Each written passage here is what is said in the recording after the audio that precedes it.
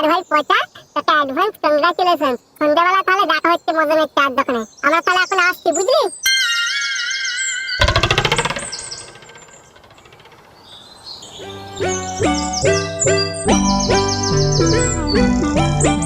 বাড়া তুই দুদিন বাদ বাপ হবি বল?